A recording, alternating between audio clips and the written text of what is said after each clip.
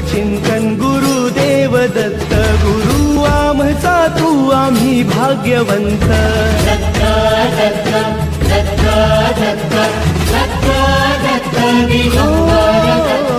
अवधूत चिंतन गुरुदेव दत्त, गुरु आमचा तू आम्ही भाग्यवंत.